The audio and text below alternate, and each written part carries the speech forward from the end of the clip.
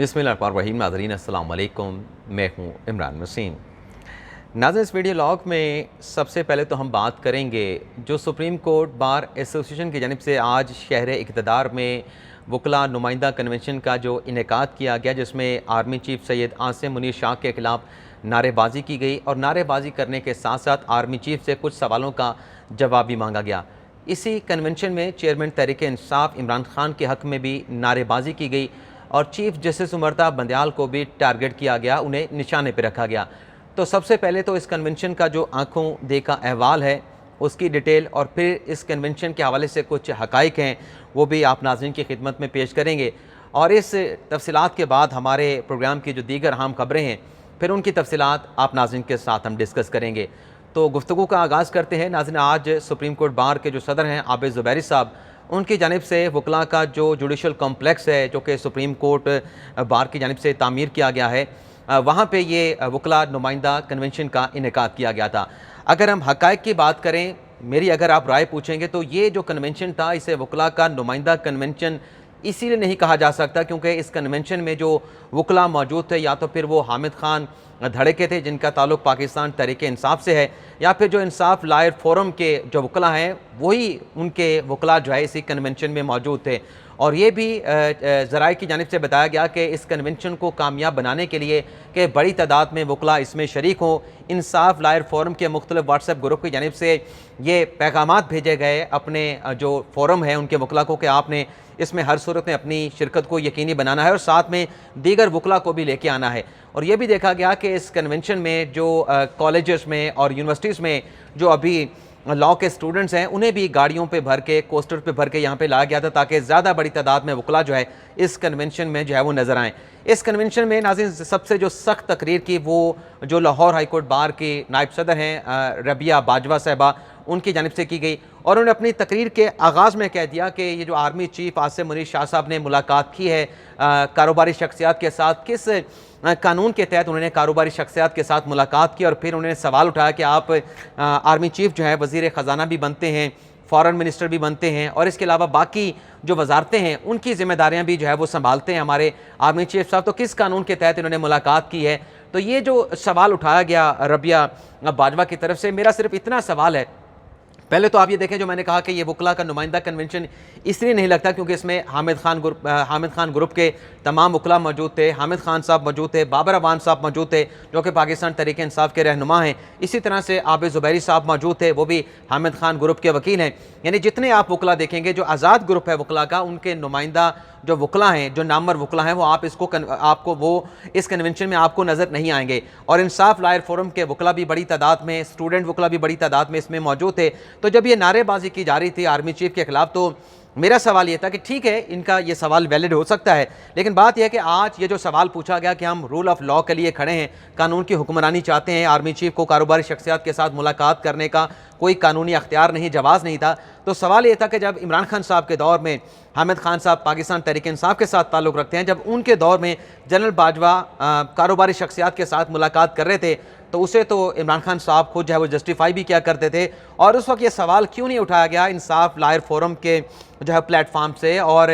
Hamid Khan group के वकला की जानिब से, उस वक्त ये सवाल क्यों नहीं उठाया गया कि वज़ीर आज़म तो इमरान खान है लेकिन आर्मी चीफ जनरल कमर जवेद बाजवा क्यों कारोबारी शख्सियात के साथ मुलाकात करें। आज सवाल उठा रहे हैं, उस वक्त ये सवाल क्यों नहीं उठाया गया। अगर आज कानून की हुक्मरानी का आप सवाल उठा रहे हैं, जस्टिफाई कर रहे हैं, तो उस वक्त क्या कानून की हुक्मरानी वकला को दरकार नहीं थी। इसी तरीके से इस जैसे कि मैं कह रहा था कि ये वकला का नुमाइंदा जो है वो कन्वेंशन इसलिए नहीं था क्योंकि इस कन्वेंशन में चेयरमैन तहरीक इंसाफ इमरान खान के हक़ में नारेबाजी की गई और नारेबाजी इसलिए की गई क्योंकि इसमें बड़ी तादाद में जो वकला हैं, बल्कि तमाम जो वकला हैं, या तो वो हामिद खान धड़े से ताल्लुक़ रखते थे या फिर वो इंसाफ लायर फोरम के वकला थे जो इस कन्वेंशन में शिरकत के लिए आए हुए थे। और इसी तकरीर में जो रबिया बाजवा साहब ने की उसमें उन्होंने कहा कि ये जो जज साहबान हैं ये बुज़दिल हैं। अभी जो बुज़दिल का लफ्ज़ इस्तेमाल किया गया अदलिया के हवाले से, आला अदलिया के जज साहबान के हवाले से, तो इसमें चीफ जस्टिस उमरता बंदयाल साहब भी आते हैं, जो एतजाज़ एहसन साहब हैं वो भी हामिद खान धड़े से ताल्लुक़ रखते हैं। हामिद खान साहब ने अपनी तकरीर में कहा कि जो चीफ जस्टिस उमरता बंदयाल साहब हैं जिनके दिन थोड़े रह गए हैं, उनसे हमारा ये मुतालबा है, अपील है कि खुदारा अपनी रिटायरमेंट से जाते जाते जो सिविलियन के फ़ौजी अदालतों में ट्रायल के खिलाफ जो केस है उसका फैसला करके जाएं। आप ये फैसला करके जाएं क्योंकि फिर तारीख में आपको जो है वो याद रखा जाएगा। सवाल नाज़रीन यहाँ पे ये है, जो एक तल्ख हकीकत है कि वकला का कौन सा ऐसा मुकदमा है जो बंदियाल साहब ने नहीं सुना था। आप देखें आबिद ज़ुबैरी साहब जो कि कानून की हुक्मरानी के लिए ये कन्वेंशन मुनक्किद करा रहे थे कि हम रूल ऑफ लॉ चाहते हैं, आइन और कानून के तहत जो है वो बालादस्ती चाहते हैं। सवाल यह है कि जब उनकी एक मुबैना ऑडियो लीक हुई चौधरी परवेज़ इलाही के साथ, तो फरवरी में ये ऑडियो आती है, तो आप उस वक्त ये दरख्वास्त लेके सुप्रीम कोर्ट के चीफ जस्टिस के पास जाते हैं कि ऑडियो लीक कमीशन में हकीकत क्या है, सच क्या है, दूध का दूध पानी ना हो, इस कमीशन को कार्रवाई से रोक दें। तो ये कैसी कानून की हुक्मरानी थी आबिद ज़ुबैरी साहब जो चाह रहे थे कि एक कमीशन को जिसने हकीकत सामने लेके आनी थी कि उन ऑडियोज़ में जो बातें की गई हैं, हालांकि इन्हीं लोगों को जिनकी ऑडियोज़ थी उनको नोटिस करके बुलाना था, उनसे वजाहत मांगनी थी कि क्या आप इस ऑडियो को एक्सेप्ट करते हैं, आप इसको रिजेक्ट करते हैं, और जो इसमें बात की जा रही है क्या आप हैं, किसी और की आवाज़ है। लेकिन वो तहकीकात आगे नहीं बढ़नी थी। इसी तरीके से चीफ जस्टिस बंदियाल साहब ने बहुत सारी जो दरख्वास्तें थी वकला की, हामिद खान धड़ी की, जिसमें एतजाज़ हसन साहब की फ़ौजी अदालतों से जो दरख्वास्त है उसको इंटरटेन किया गया। Supreme court practice and procedure act के खिलाफ जो दरख्वास्तें आई, सुप्रीम कोर्ट रिव्यू एक्ट के खिलाफ जो दरख्वास्तें आई, उसमें ज़्यादातर वकला वो थे जो पाकिस्तान तहरीक इंसाफ के इंसाफ लायर फोरम से उनका ताल्लुक था। प्रॉक्सी बना के उनको भेजा गया, उसके ऊपर दरख्वास्तों को टेकअप करके समातें की, बंदियाल साहब ने फैसले सादिर फरमाए।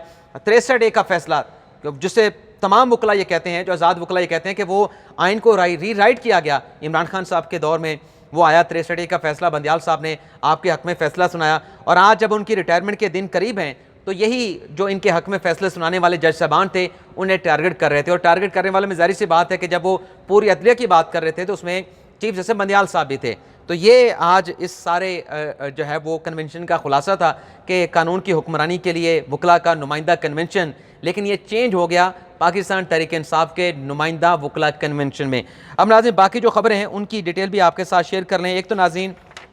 ये हुआ है कि जो 190 मिलियन पाउंड की हलाल मनी लॉन्ड्रिंग का मामला है, क्योंकि तहरीक इंसाफ के लोग ये तो बात करते हैं कि शरीफ ख़ानदान ने मनी लॉन्ड्रिंग की है, ज़रदारी ख़ानदान ने मनी लॉन्ड्रिंग की है, लेकिन जो बरतानिया में मलिक रियाज हुसैन का 190 मिलियन पाउंड पकड़ा गया, जो कि ख़जाने में पैसे आने थे, जो इन्होंने खुद नोट्स तैयार किए थे, समरियाँ तैयार की थी कि बरतानिया से पैसा वापस आएगा, पाकिस्तान की आवाम पे खर्च किया जाएगा, लेकिन वो यहाँ पे मलिक रियाज के जो सुप्रीम कोर्ट में वाजिबात थे उसमें उसको एडजस्ट करवा दिया गया। तो नैब इस मामले के ऊपर जो तहकीकात कर रहा है, आज इस सिलसिले में जो इमरान खान साहब की काबीना के मुशीर थे मलिक अमीन असलम साहब, उनको बुलाया गया था। मलिक अमीन असलम साहब पेश हुए, उनसे पूछा गया, पेशी के बाद जो साफ़ी ने उनसे सवाल पूछा कि क्या आप इस केस में, इस मनी लॉन्ड्रिंग के केस में, 190 मिलियन पाउंड केस में आप कोई वादा माफ़ गवाह बनने जा रहे हैं? तो सिरे से उन्होंने कहा कि नहीं, मैं वादा माफ़ गवाह बनने नहीं जा रहा, मैं तो मुशीर था इमरान खान साहब की काबीना में, और यह खुफिया तौर पर एक लेटर वहाँ पर रखा गया था, उसकी मंजूरी ली गई थी, लेकिन जब मंजूरी ली गई तो मेरा वोट उसमें काउंट इसलिए नहीं होना था क्योंकि मैं काबीना का मेंबर तो था, लेकिन मेरा वोट इसलिए नहीं बनता था क्योंकि मैं मुशीर था। और फिर उन्होंने ये भी कहा, मलिक अमीन असलम साहब ने मुतालबा किया कि जो शहजाद अकबर साहब हैं, जो ये मामला काबीना में लेके आए थे, उन्हें पाकिस्तान में वापस लाना चाहिए। वो तो बाहर बैठे मज़े कर रहे हैं और यहाँ पे दूसरे लोग जो हैं वो नैब की पेशियाँ भुगत रहे हैं। इसी तरीके से नाज़रीन इस्लामाबाद हाई कोर्ट में जो 14 साला बच्ची पे तशद्दुद का जो मामला था, और जो जज साहब थे मुतलका मुबैना तौर पे उन पर भी इल्ज़ाम आया आसिम हफीज़ साहब के, उनको बरतरफ किया जाए। ये जो जज साहब की बरतरफी के हवाले से दरख्वास्त थी, इस पर चीफ जस्टिस आमिर फारूक साहब ने जो दरख्वास्त थी उस पर फर्दर अदालती कार्रवाई को आगे बढ़ाते हुए वजारत कानून को, वजारत दाखिला को और चीफ कमिश्नर इस्लामाबाद को नोटिस जारी कर दिया है। और तहरीरी हुक्मनामे में ये कहा गया है कि दरख्वास्त में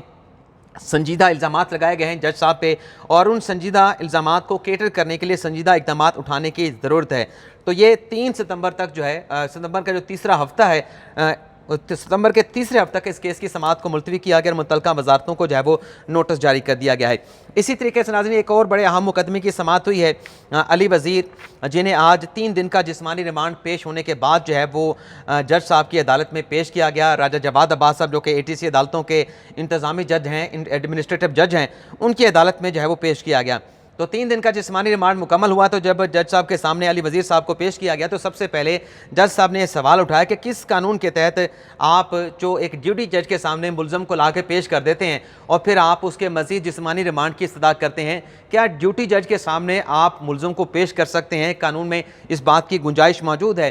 तो इस्तगासा की जानिब से कहा गया, तफ्तीशी की जानिब से कहा गया कि हमें 6 दिन का मज़ीद जो है वो अली वज़ीर साहब का रिमांड दिया जाए। तो फिर जज साहब ने कहा कि देखें, मैं तो एडमिनिस्ट्रेटिव जज हूँ, अपना जो ATC की अदालतें हैं उनका इंतज़ामी जज हूँ। इससे पहले जो इमरान खान साहब की साइफर केस में ज़मानतों का मामला था, उसमें भी यही हुआ था कि खान साहब के जो लीगल टीम के वकला थे मेरी अदालत में आके पेश हो गए थे कि आप ड्यूटी जज होने के नाते इस केस को सुने थे। मैंने उनसे यही कहा था कि मैं एक इंतज़ामी जज हूँ, ड्यूटी जज होने के नाते या इंतज़ामी जज होने के नाते मैं ये केस कैसे सुन सकता हूँ। और आज जस्टिस